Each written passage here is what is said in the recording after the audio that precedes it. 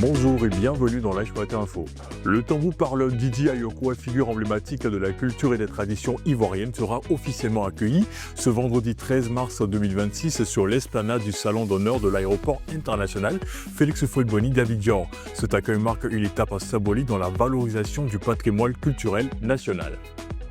L'Autorité nationale de la presse ANP alerte sur la publication de l'identité d'enfants victimes de situations sensibles par certains médias en Côte d'Ivoire. Elle rappelle aux journalistes que leur obligation est de protéger l'anonymat des mineurs, souligne que la liberté de la presse doit respecter l'intérêt supérieur de l'enfant et avertit que des sanctions disciplinaires pourront être appliquées en cas de manquement. La sous-directrice de la documentation au ministère de la Justice, Marie-Estelle Beaumont-Ougoran, a rappelé que le droit ivoirien des successions garantit l'égalité entre tous les héritiers, notamment entre les enfants d'une personne décédée, sans distinction de sexe ni de conditions de naissance.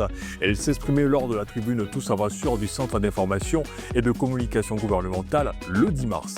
À Madagascar, le président Michael Randrianirina a brusquement limogé le Premier ministre et le gouvernement seulement 10 jours après avoir présenté le calendrier de transition à la SADC. Cette décision, motivée par la volonté de reprendre le contrôle face au mécontentement populaire et aux critiques de la société civile, risque d'aggraver les tensions politiques et de fragiliser la crédibilité du pouvoir.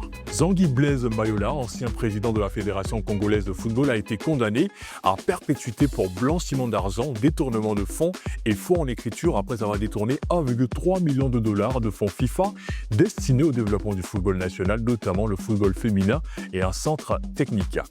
Un mois après avoir annoncé une réforme de la loi sur l'immigration visant à régulariser au moins 500 000 personnes dès avril, le gouvernement espagnol prévoit désormais étendre la couverture sanitaire à tous les sans-papiers malgré les critiques de l'opposition.